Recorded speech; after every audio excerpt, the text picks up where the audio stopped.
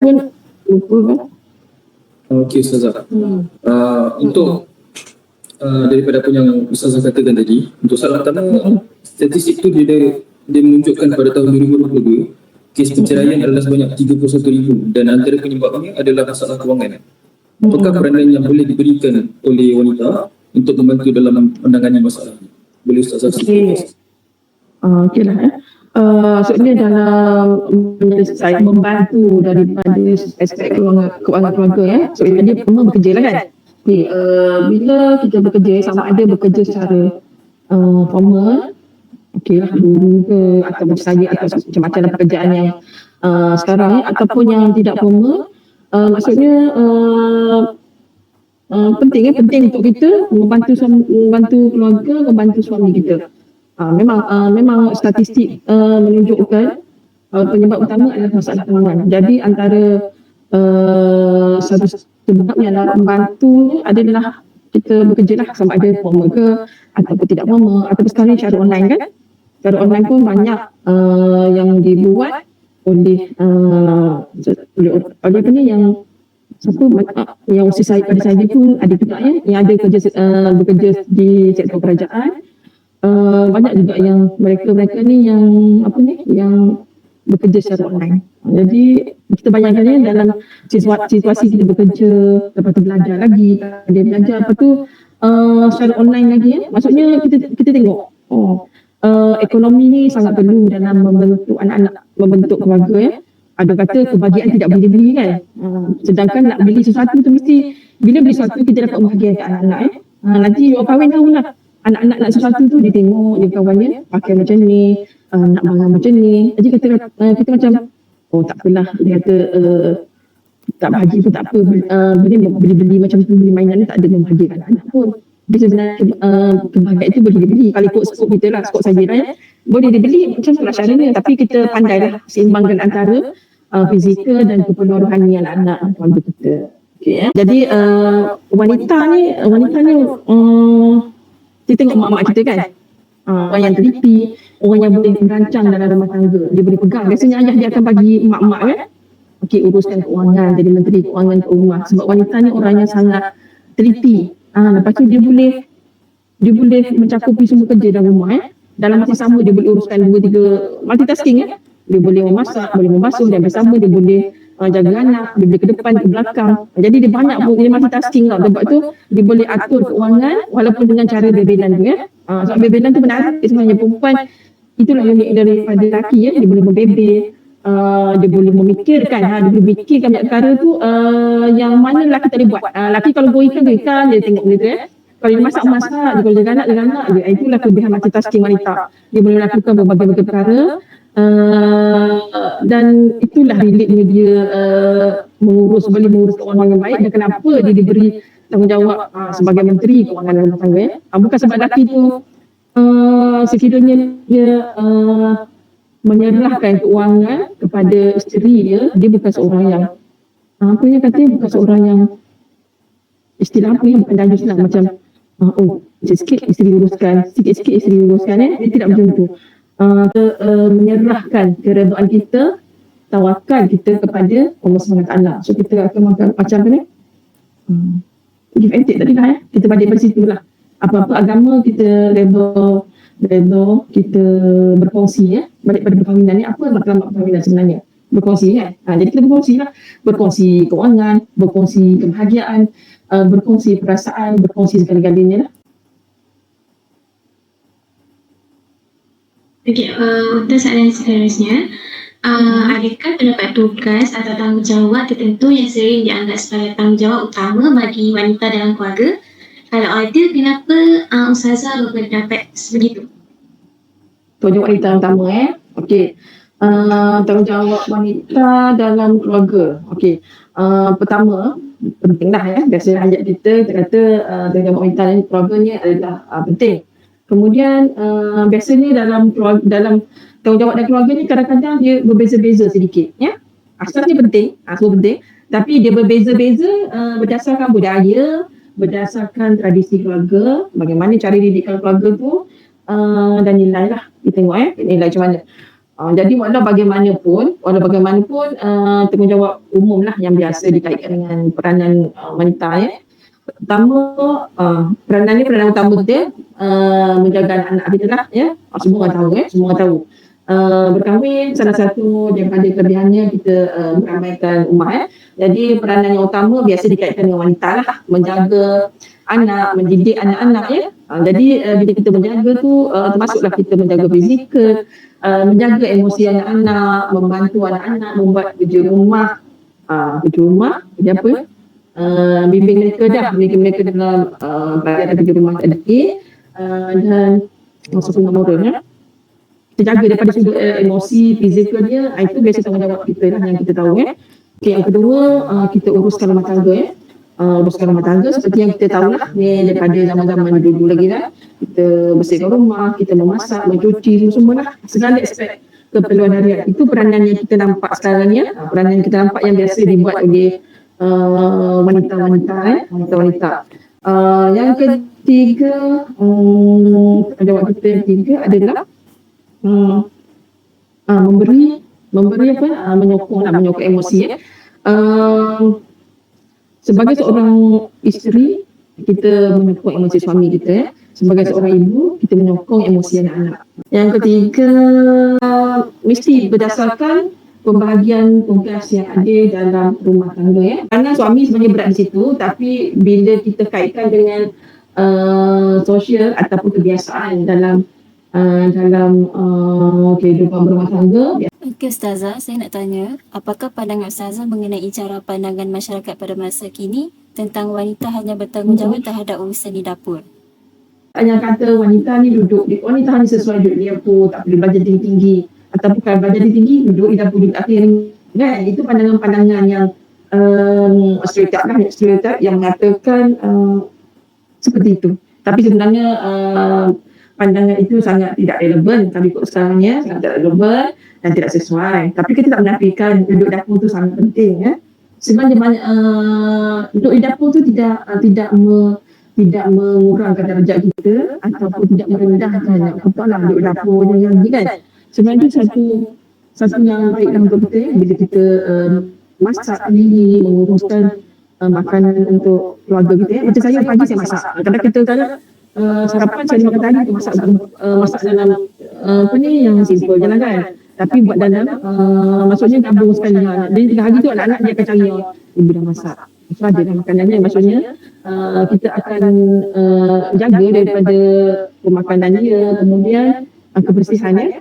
Itu masak sendiri lah. Jadi walaupun kita bekerja ke, sibuk dengan belajar, so kita tidaklah mengenepikan pandangan tersebut ya, tidak mengenepikan pandangan tersebut. Kita ambil dua yang baik. Tapi kalau kita bermaksud kita berada sepanjang masa di dapur sampai kita mengenepikan kerjaya kita ya, itu pun tidak relevan lah kalau kita dah nak expect lebih balik kepada soalan si Tirah apa tadi yang Tirah ataupun soalan Farhan tadi yang mengatakan kita perlulah membantu dalam aspek keluarga ya. Jadi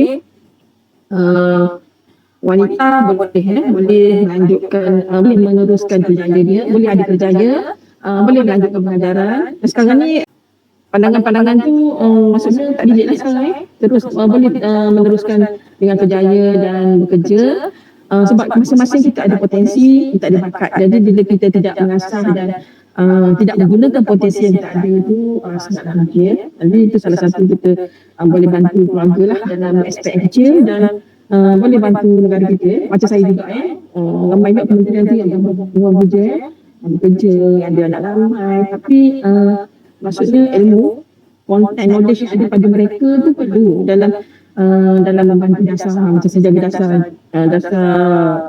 dasar guru. Jadi bila kita buat polisi untuk guru, idea-idea kita perlu pengetahuan yang kita ada sangat perlu dalam membantu untuk pembangunan guru. Jangan menafikan bakat-bakat ataupun keistimewaan yang ada pada diri kita sebab kita adalah manusia yang sangat diberi keistimewaan. Balik pada surah Al-Isra' dia kata, pernah dengar kan karamah insaniah manusia yang sebaik-baik manusia, semulia-mulia manusia tu. Jadi setiap kita ni adalah ada keistimewaan, ada keunikan yang mana kita gunakan untuk yang terbaik lah dalam kehidupan kita. Okey, Allah Alam. Saya untuk setakat itu boleh ikut kan? Untuk yang soalan tadi lah, soalan si siapa Sarah. Macam tu ada memang kalau menjawab Kalau menjawab nanti dia tanya. Okey. Terima kasih Ustazah atas jawapan tersebut. Seterusnya adalah soalan, adakah kerjaya bagi seorang wanita pada masa kini menjadi satu kewajipan ataupun tidak untuk membantu suami meringankan beban dalam rumah? Kerjaya kan? Okey. Kuasa bantu kan? Bantu. Sangat makna lah, maksudnya kerjaya isteri tadi dia membantu suami dalam memberi semangat yang penting kepada keluarga balik pada peranan kita, balik pada tanggungjawab. Okey, antaranya tadi menyokong emosi dan motivasi. Maksudnya bila suami kita menghadapi cabaran atau tekanan tempat kerja, kita beri kata-kata semangat atau motivasi kerjaya kita macam saja kerjaya kita macam ketua pembengkaran kita banyak peranan sebagai takbir, sebagai kita beri arahan, maksudnya kita memimpin dalam satu organisasi dan dalam sama ilmu yang kita ada dalam aspek kepimpinan itu kita terapkan kepada keluarga kita, bantu suami kita, membantu keluarga kita dengan ilmu yang ada kan. Maksudnya tidak dinafikan peranan kita di sisi sangat besar Emosi ni kalau ikut emosi dengan fizikal, sebenarnya emosi sangat-sangat perlu perlu kita menyokong emosi suami ataupun sesiapa lah sebab bila emosi terjatuh, bila stres mudah kolek habis tak boleh buat apa jadi itu peranan yang sangat besar jangan lupa okey.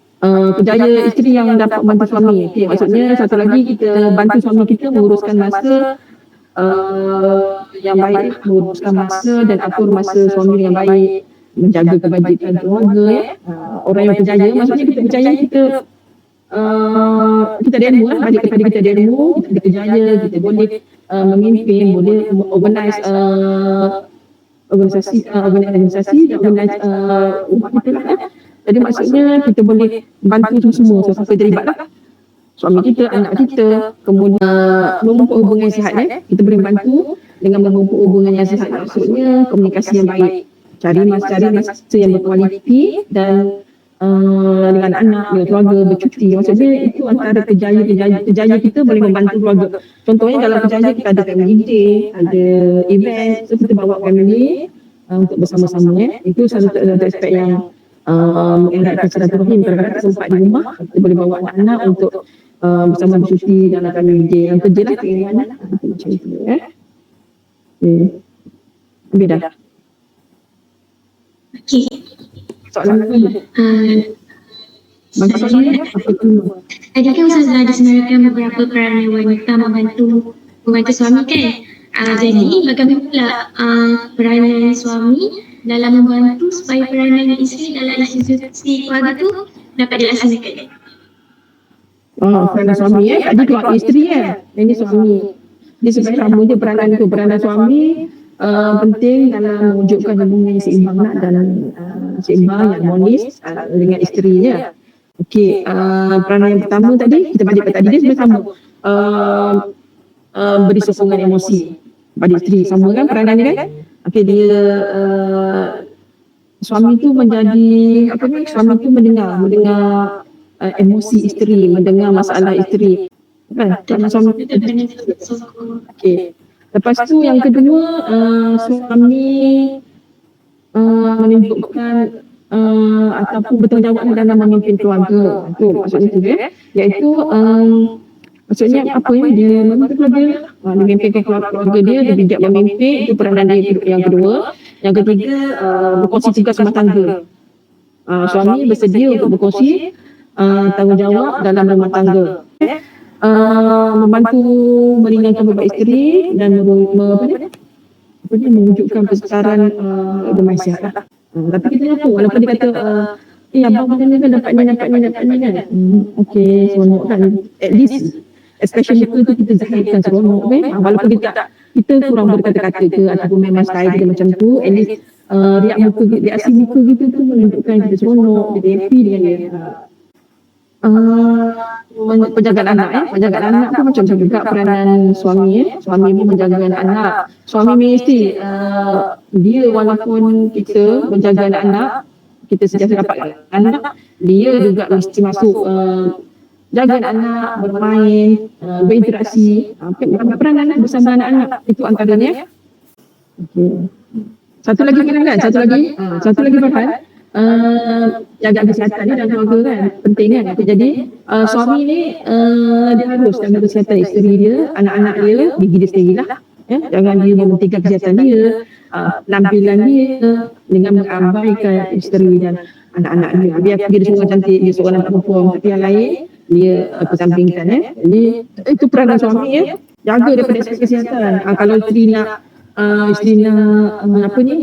suka tengok cantik kan, kalau isteri suka pakai cantik ke, suka diet ke, jadi peranan suami pun di situ tuan-tuan bagi dia kewangan, pergi gym ke, pergi apa ke, pergi nak diet apa ke, tapi maksudnya kita berfungsi lah untuk menjaga kesihatan dia, menjaga penampilan dia. Jangan kita kata kita compare dengan orang lain cantik, isteri orang lain cantik akan datang isteri orang lain cantik, tapi sedangkan kita tidak menyediakan keperluan tersebut. Bagi support suami isteri tu, berilah skincare dia, jangan nak tengok orang lawa dia kat luar tapi isteri sendiri tak nak, dia sendiri patut pun tak nak. Sedangkan yang kat luar pun dia tentu lawa lagi. Sebenarnya suami tu dia jaga penampilan isteri tu. Jangan kata isteri seorang je yang betul-betul nak memperkaya kecantikan dia, tapi isteri tak support.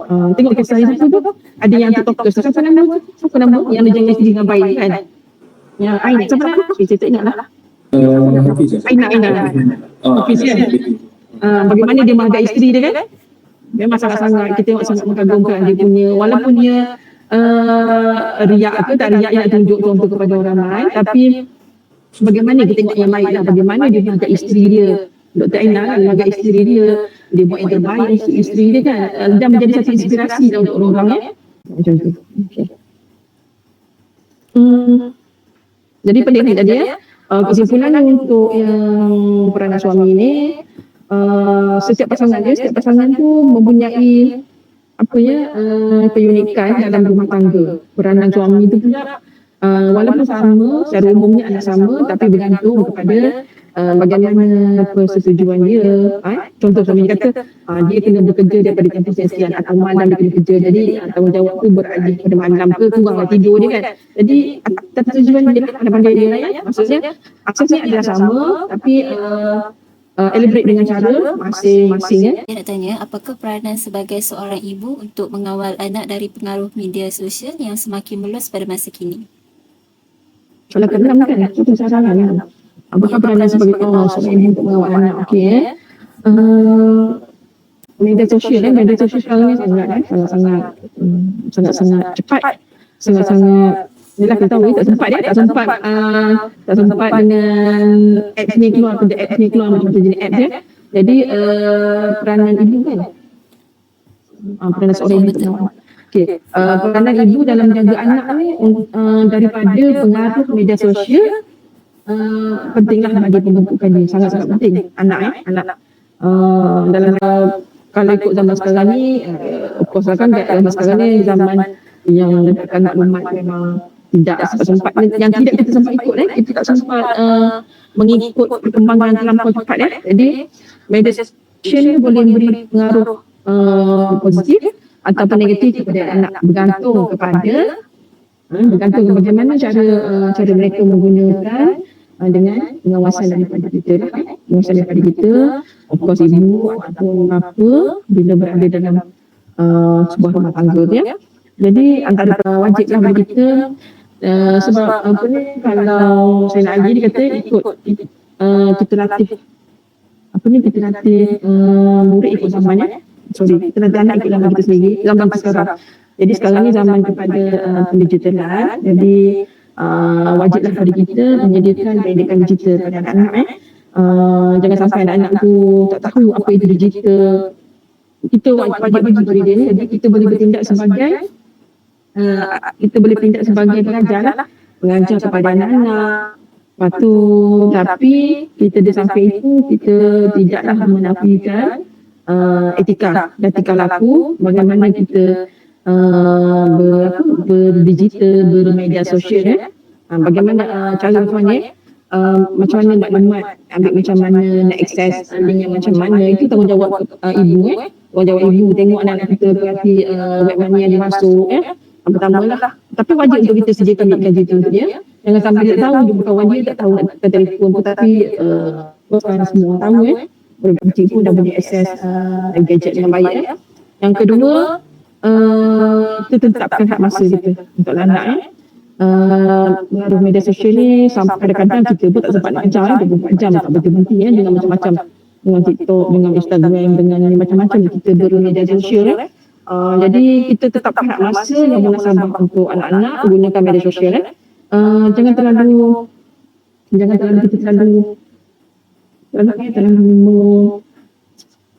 membiarkan anak kita. Kadang-kadang senang mak yang kerja, bagi telefon, bagi kerja, mak kerja, parent mak kerja terasing. Itu salah satu lah biasa kita buat amalan kita, itu kita nampak.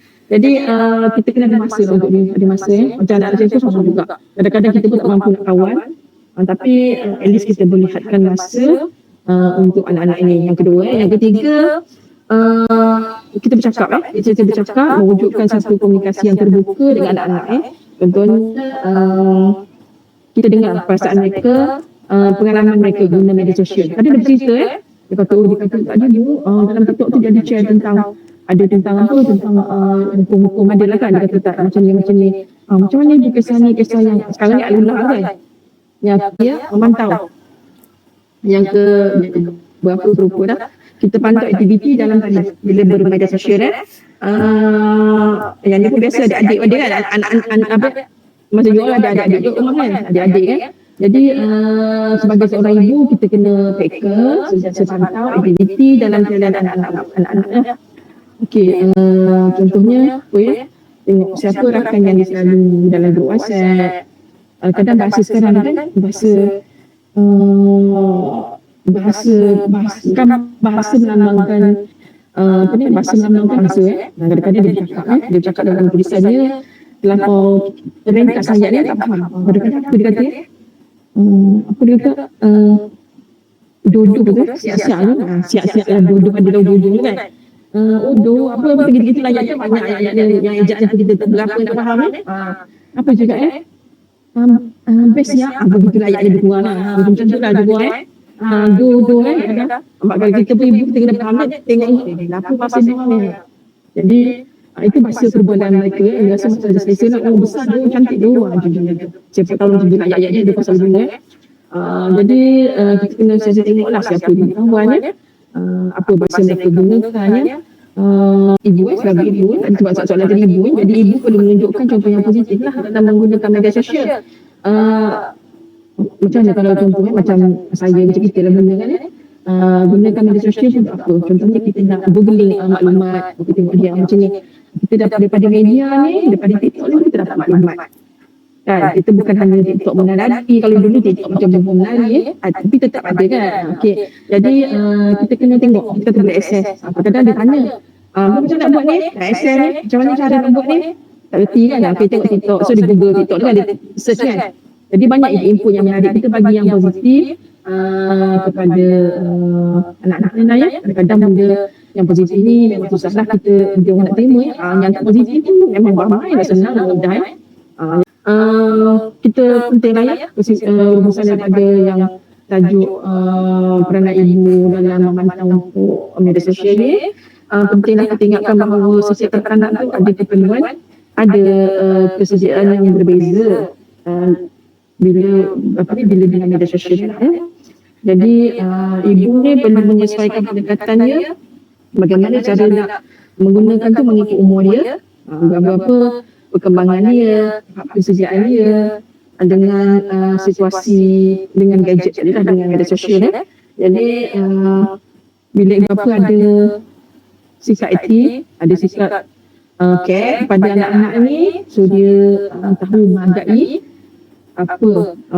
siapa mereka yang ada di sekeliling. So dia berpandangan, anak-anak berpandangan bahawasanya mak-mak dia ke, mak-mak dia yang sentiasa caring pada dia, ataupun kakak dia ke, ataupun ayah dia ke, nyatanya saya sebenarnya sentiasa ambil cakna pada dia tu, dia menghargai orang yang ada sekelilingnya. Jadi tidak menafikan dengan kepentingan media sosial, di samping menggunakannya secara berhemah.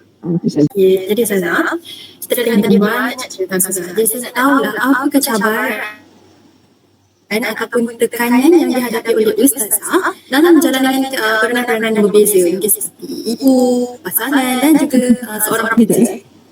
Apakah cabaran dan juga tekanan? Cabaran-cabarannya, okey.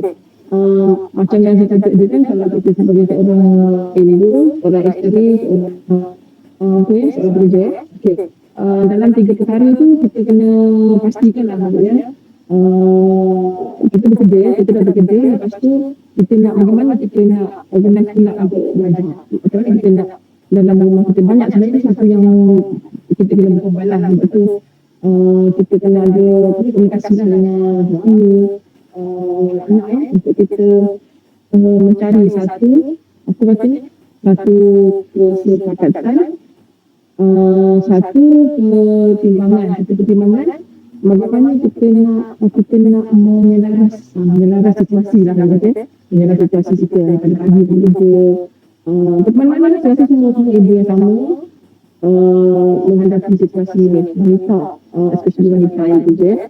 Okay. Mungkin berbeza-beza tekanan, berbeza-beza situasi, tapi asasnya mesti apa? Mesti bincang dengan pasangan kita dengan baik, komunikasi, lepas tu pusat masa sangat penting. Kadang-kadang kita sebenarnya kita bagi masa biasa pun kita tak boleh nak menguruskan masa dengan baik, tapi dalam aspek keseimbangan kerja rumah, aspek utama, bagaimana kita nak pastikan keseimbangan ada tu. Lepas kerja, lepas tu rumah, lepas tu kalau kita belajar lagi ataupun kita ada buat keputusan lain lagi, itu yang pertama sekali kita pastikan keseimbangan tu antara cabaran yang pertama saja. Jadi kita kena menyimbang seimbang ke semua tanpa ada rasa stres. Kalau kita sebenarnya kalau stres itu pun sakit stres kita sakit pada diri kita. Tapi kadang-kadang kita nak mencapai impian kita tu ada masa-masa kita mencuba untuk mencabar diri kita sendiri, mencabar diri kita sendiri. Saya bila kita mencabar diri sendiri, nak mencabar diri sendiri. Sebab kita nak memastikan kita akan jalan. Kadang-kadang kita ada sebenarnya kita ada satu kita lepas satu kita kata kita nak pastikan kita akan habis PhD pada umur sekian ataupun kita nak submit untuk survival kita pada tahun 11 kerjaan tahun kan. So kita all out tapi kadang-kadang kita tangan tak juga ada kerja dan lama kita wanita yang bekerja macam tu Okay, yang kedua kita tadi cabaran dan tekanan sebagai ibu kan. Okay. Yang ketiga, cabaran dan tekanan sebagai isteri. Kami tu di sini. Tak apa. Okey. Bagaimana kita nak menyimbangkan di antara kehidupan peribadi kita dengan pasangan kita kan. Kan kita nak menyimbangkan. Kita nak menjadikan hubungan antara kita dengan pasangan tu hubungan yang sihat hubungan yang sihat. Itu dalam aspek suami isteri lah bila kita balik kepada cabaran dan tekanan sebagai isteri tadi. Apa-apa tu komunikasi. Sebenarnya kita kadang-kadang komunikasi ni kita tak bercakap. Tapi sebenarnya kita WhatsApp ke, kita WhatsApp ke, okey dah.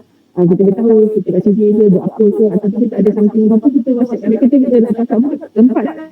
Tak sempat nak berinteraksi secara langsung ke, nak face to face, tapi WhatsApp ada. So kita gunakan perkara tersebut. Okey, kita. Dan ketegangan dalam hubungan ketegangan. Maksudnya dalam cabaran kita sebagai seorang isteri itu macam-macam. Kadang-kadang dalam hubungan ada konflik. Kita cuba faham sebenarnya kita memahami suami kita. Suami kita pun cuba memahami kita. Dan daripada situ ada konflik tapi tak apalah, kahwinan kadang kita saling untuk melengkapi berkongsi rasa, berkongsi kasih semua. Jadi kita kalau sekiranya kita cuba untuk menghadapi ketegangan itu dengan bagaimana cara tekanan yang kedua, tekanan kerja, tekanan tempat kerja tu jadi 7 tekanan kerja. Kadang-kadang kita macam dalam bos saya okey bos kita nak berkala, lepas tu kita nak berkala. Jadi kita uruskan tekanan tu yang baik kan? Maksudnya kita berehat sekejap ke ataupun kita cari satu ruang untuk kita menyelesaikan tekanan. Kadang-kadang apa yang kita dapat sebenarnya satu perkara yang boleh memahirkan kita. Makin banyak kerja, makin banyak tanggungjawab, makin banyak kelas yang diberi, itu sebenarnya satu kemahiran yang kita ada. Contohnya bagaimana cara kita berfikir, bagaimana cara kita menyelesaikan masalah. Sebenarnya satu pembelajaran. Maksudnya proses pembelajaran kehidupan kita, proses pembelajaran dalam kehidupan kita. Jangan kita anggap tekanan kita nak mana bentuk itu, kita terus pasrah. Jadi tekanan itu sebagai satu lonjakan untuk kita membina kemahiran diri dan berbagai-bagai kemahiran lain. Yang ketiga, bagaimana Ustazah lihat peranan ibu dalam keluarga moden pada zaman kini? Apa pandangan Ustazah terhadap statement itu? Okey. Pandangan pendidikan dan pelajaran. Maksudnya sebagai seorang ibu, sebagai seorang isteri, sebagai seorang ibu, kita perlu memberi fokus dalam pendidikan anak-anak. Tetap sama dulu sampai dah sama ya. Tapi sesuaikan dengan zaman kini. Zaman kini dia lebih kepada pendidikan. Itu bagaimana nak support dia dengan ilmu digital itu. Okay, yang ketiga, kerja rumah. Ya. Maksudnya walaupun kita bekerja, walaupun model macam mana pun, maksudnya perusahaan baru itu sama masih lagi, kita dulu sampai sekarang pun, dan kita masih sama bekerja kan. Peranan beri sokongan itu sama untuk supaya memainkan peranan penting dalam membantu keluarga dengan bekerja. Salah satu kita bekerja itu adalah untuk membantu keluarga. Jadi peranan itu tetap sama, ada kerja rasa pertama itu, kerja pertama tetap sama ya. Sebab asas kepada kita nak mengikut asas untuk keluarga kita lah ya. Yang keempat, peranan kita dalam diri untuk pembangunan diri ya, pembangunan diri. Okey, maksudnya kita perlu menguatkan keseimbangan di antara tugas bagi ibu, bagi isteri, bagi pekerja. Maksudnya kita kena ada develop diri kita juga. Kita kena dalam sama kita kena bangunkan diri kita dengan berbagai ilmu. Contoh kalau kita saja, saya lebih kepada polisi dulu. So saya kena bangunkan developkan saya dengan ilmu kita juga. Kita kena kita sendiri kita sesuai dengan nama kita seperti itu. So apabila kita ada seperti itu, kita bangunkanlah kita developkan diri kita dengan ilmu yang menjadi dekat lagi lah. Ya. Di samping pembangunan diri itu, dia juga menjadi contoh kepada anak-anak kita ya. Anak-anak kita, ibu saya dia belajar sambung kaji sebab saya boleh untuk menjadikan untuk macam ibu saya ya. Jadi itu antara kita bangunkan diri kita sendiri ya. Okay. Kita keluarga ni sama ya. Tapi dalam sama boleh juga memainkan peranan dalam kepimpinan. Bersamalah saling bantu dengan suami sebagai ayah kepada anak-anak. Bersama dalam membuat penting dan dengan anak apa ni akan lebih baik betul ya. Jadi pentinglah untuk kita memahami, untuk mempelajari peranan ibu dalam program model sekarang ni dan asasnya sama, ibu berbeza-beza bergantung kepada daya, nilai dan keadaan individu lah bagaimana penerimaan individu itu, bagaimana cara dia elevate peranan dia, itu je berbeza. Asasnya adalah sama ya. Jadi bila dikaitkan dengan model ni, model bila dikaitkan dengan model biasanya dia lebih dynamic ya, dia ikut cerita keadaan semasa, dia boleh beradaptasi dengan semua keadaan dia. Kemudian dia ada peranan masing-masing sesuai dengan keadaan zaman sekarang ya, iaitu dalam kata yang lebih dynamic ni ya. Jadi oleh itu dalam perkara-perkara tersebut juga kerjasama, komunikasi dia sangat penting dalam peranan membantu peranan ibu sebagai ibu menjadi. Bila kisah tersebut dipaparkan dulu, konsepnya sama bagaimana bagaimana tanggungjawab seorang ibu kan, peranan seorang ibu dia berbalik kepada asas sama ibu tu sebagai pelindung pelindung pada anak-anak. Bertanggungjawab untuk melindungi anak mereka daripada unsur-unsur atau elemen-elemen yang boleh membahayakan, termasuk benda fizikal yang terdampak tu ataupun menyebabkan emosi terganggu emosi dia. Jadi itu adalah peranan utama ibu sebagai pelindung ya. Jadi sebagai ibu dia perlu peka lah, lepas tu dia perlu memantau persekitaran dan hubungan dengan anak-anak bagi memastikan keselamatan kepada anak-anaknya. Ibu sebagai guru mengajar kehidupan anak-anaknya sama ada secara formal, secara tak formal, dalam membentuk dia pelaku ataupun dalam melihat pasti bagaimana dia juga balik pada kes tadi, dia tengok okey kita tahu anak kita kata nanti kalau ada jangan buat sesuatu yang sesuatu yang ganas ke, sesuatu yang negatif pada orang lain. Contohnya asasnya adalah bila dia ada ilmu, bila dia ada agama, dia tidak lakukan perkara tersebut kan. Maksudnya didikan daripada parentnya, dia melihat perkara-perkara yang baik, kita mengajar perkara yang baik dan menegakkan perkara-perkara yang tak baik.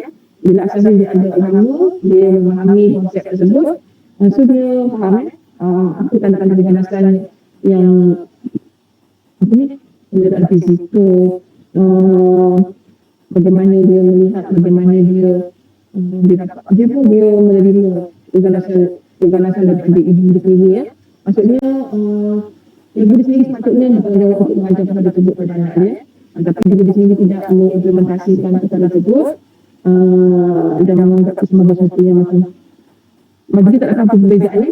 Dia dua anak dia dia tidak memberi perhatian, itu macam sesuatu yang pelik lah ya, mendidik anak sendiri ya. Sebab dia sebagai seorang ibu, sekurang-kurangnya dia ada rasa kasih kan, rasa kasih ke, rasa sayang paling penting lah ya. Yang ketiga, ni bila kita tahu ya, sebagai seorang jiran ke ataupun bila kita mendengar tu sebagai seorang rakan ke atau orang yang hampir dengan keluarga tersebut ya, bila dia tahu, kita tahu anak jiran kita kan, anak siapa yang kita memang jadi mangsa keganasan, maka kalau buat satu biasa kita melaporkan kepada pihak berkuasa itu tindakan kita walaupun kata busybody tapi busybody itu adalah penting dalam masyarakat yang baik dalam memberi panduan kepada anak-anak itu lah.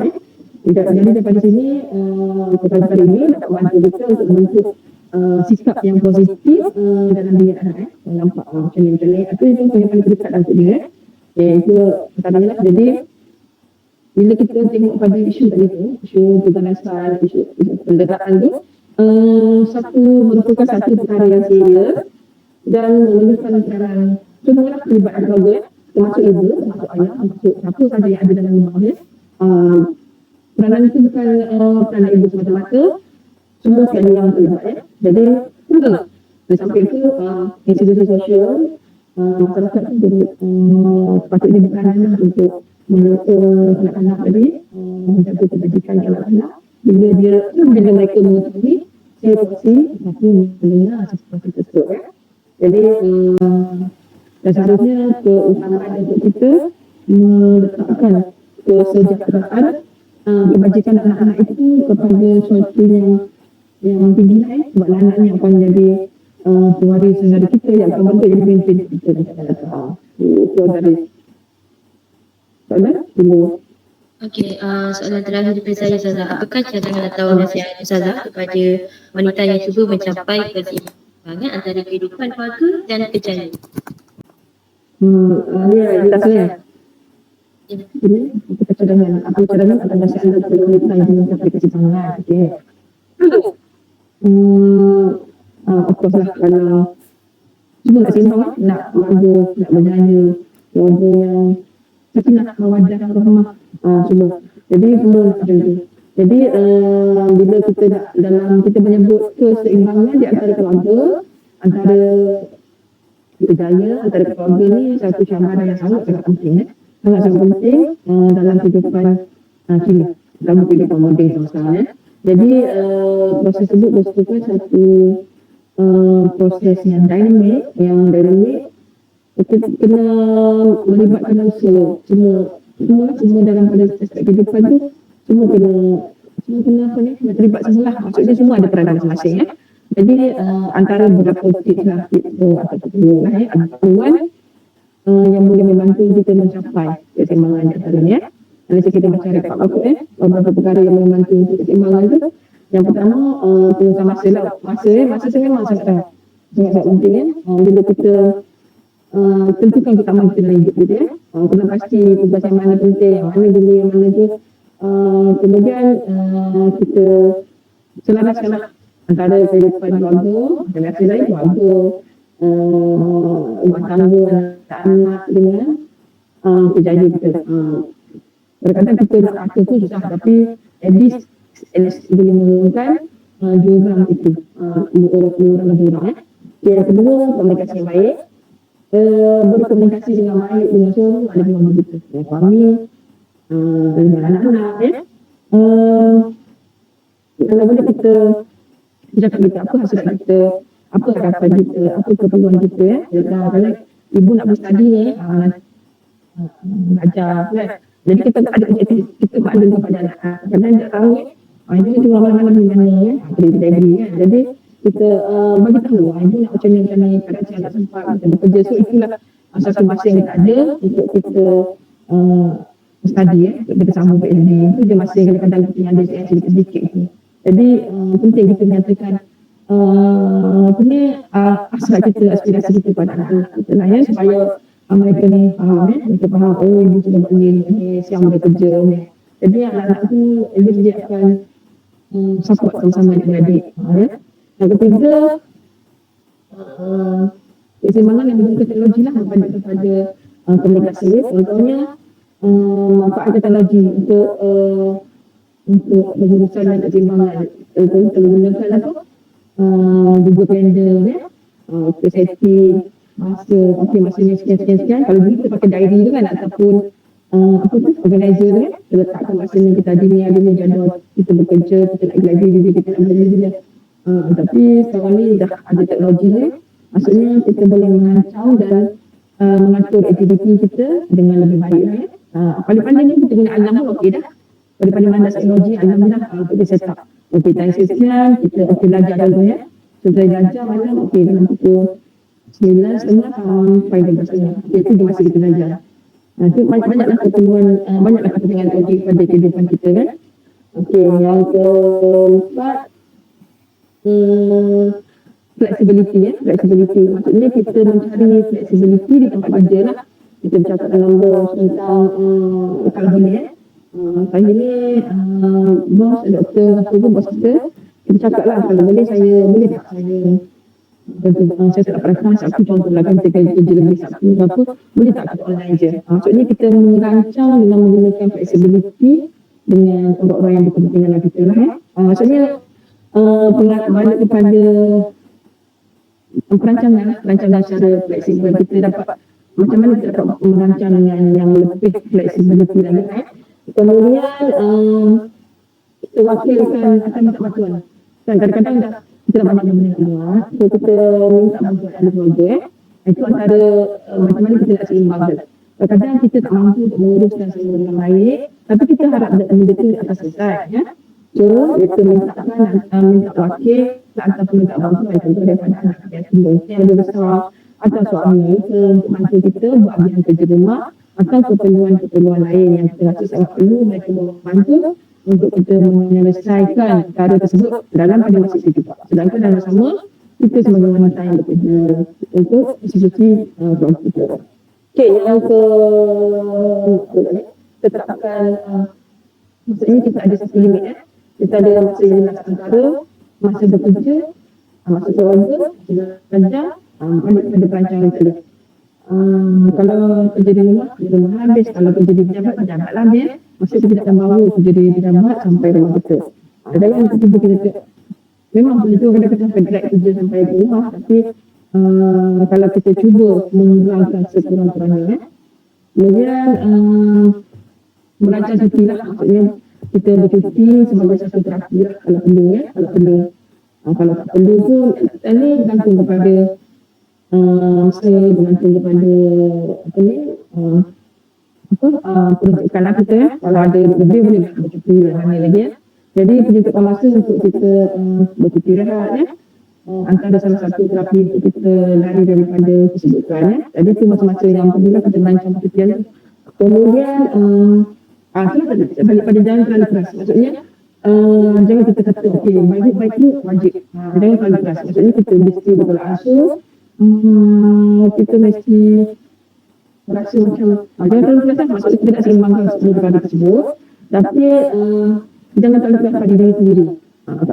Ditakuti kita tidak sempurna itu ataupun ada berapa perubahan dalam perancangan. Jangan terlalu keras, kita kata tak dapat mana yang kita boleh, mesti nak dapat mana. Memang kita matlamat itu penting, jadi itu penting, tapi kita jangan terlalu keras pada diri kita sampai menyebabkan kita macam sakit boleh, so kita menjadi satu stres.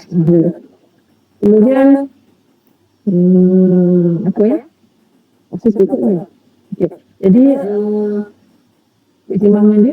keseimbangan antara keluarga, antara kerjaya adalah perkara yang penting dalam perkara penting dalam setiap individu. Kita memang kita manusia kita nak ada baik, nak perkara yang seimbang sangat dalam kehidupan kita, cuma nak capai kita nak A, kita nak B, kita nak C, cuma kita nak tambah orang dia multitasking, semua dia nak sama-sama.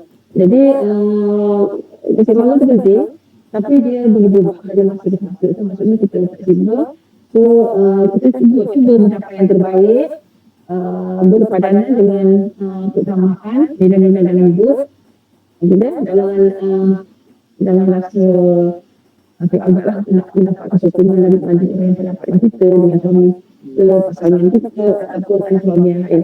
Maksudnya kita memerlukan mereka supaya kesempurnaan dalam institusi keluarga kita ni dapat menyeimbangkan peranan kita sendiri sebagai seorang ibu, sebagai seorang isteri, sebagai seorang pekerja, dan dalam aspek sebagai wanita tadi ya, bagaimana peranan wanita untuk menyeimbangkan dalam institusi keluarga ni sangat besar.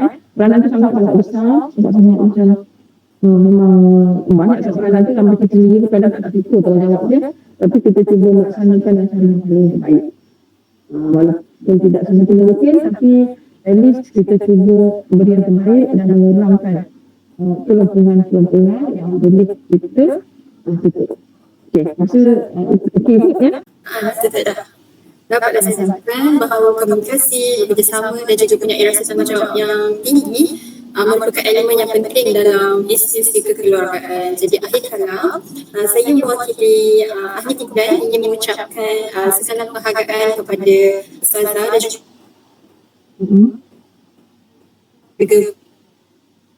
berikan pandangan dan perspektif yang bermakna buat kami semua. Terima kasih juga Ustazah zaman waktu yang dan sedia meluangkan waktu telah bersama kami pada malam ini. Kami doakan sukses di masa akan datang. Okey, amin. Cuma untuk semua, sebagai seorang pelajar, sebagai seorang wanita, sebagai seorang perempuan, maksudnya mengutamakan, maksudnya ilmu tidak mementingkan ilmu. Setakat mana? Ambillah ilmu tu setakat sampai PhD, kalau saya rasminya sampai PhD, sampai doktorate ke. Atau setakat mana yang orang rasa macam okey, aku mampu sampai master je kan, atau sampai degree, tapi tidak menepikan peranan-peranan lain di situ ya. Maksudnya sekali ambil tambahkan ilmu, betul nanti akan bakal jadi seorang isteri, bakal jadi seorang ibu. So dan Farhan juga ya, kecuali Farhan menjadi seorang bapa ya, dapat menguruskan dengan baik ya. Kesempurnaan dalam rumah tangga, dalam keluarga itu adalah sangat memang kita harapkan, sangat kita perlukan. dengan sokongan dan komunikasi daripada orang-orang di sini, terutama rapat kita lah, isteri lah yang datang tu. Jadi walau bagaimana kita tidak dapat mencapai sesuatu yang kita harapkan sangat sempurna, kita inginkan sempurna, tapi sekiranya kita tidak mampu, at least kita sekurang-kurangnya boleh mengurang sedikit je catatan itu dan kita harapkan yang terbaik kepada semua wanita-wanita.